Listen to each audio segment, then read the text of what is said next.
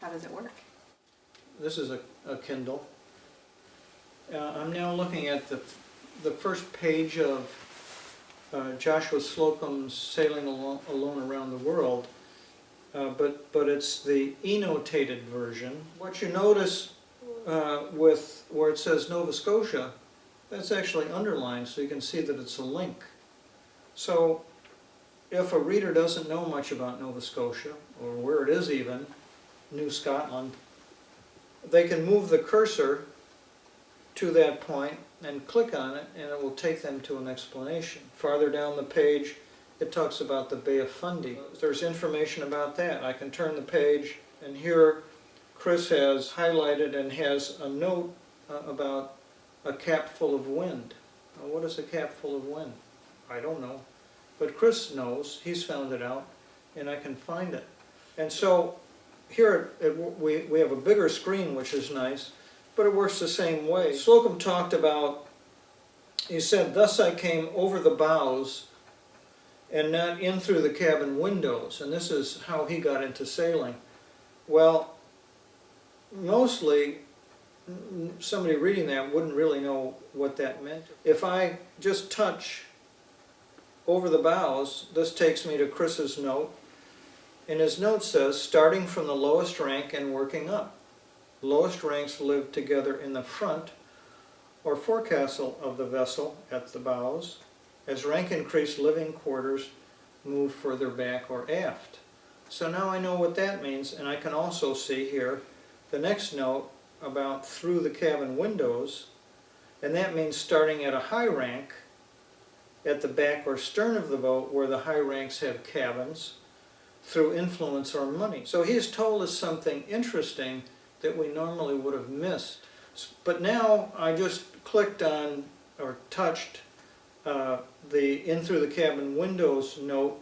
It took me back now. I'm right back in the text. There's an illustration here, and I can expand the illustration and see it, which is really kind of nice, and then close it and go back to the text, read some more, turn the page.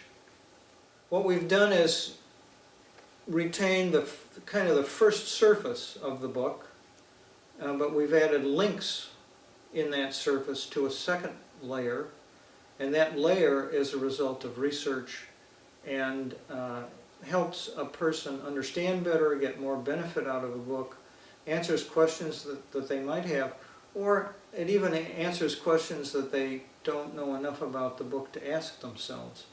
By having these important passages in the book highlighted, that is registered as links, that can help the reader notice something that they might not notice before. They don't have to go look at the eNotation, but they can. And in fact, if they choose, they could actually read the eNotations for a chapter before they read the chapter, and then read the chapter, instead of going back and forth during the chapter, or they could read them after they read the chapters. One of the problems with electronic books is they don't have page numbers. And the reason that you might need page numbers is, what if two people are trying to read a book and talk about it, and they want to talk about a particular passage? How do you find it? And you say, oh, it's in chapter 3, but we're in chapter 3, which should go on for pages and pages. So what we've done is we have introduced a numbering system, and every paragraph in the book has a unique number assigned to it. And so if you want to refer somebody to the chapter 1, paragraph 1, note 7, there's a number, and you can actually do a search for 117, and it would take you to that same note. So you could tell somebody, if you were sitting there in a class or in a book group, and you said, let's look at this together, you could all find it, and you could all find it quickly, and you'd be looking at exactly the same thing. And every annotation has a unique number associated with the paragraph that it's tied to, and so you can all find the same eNotation.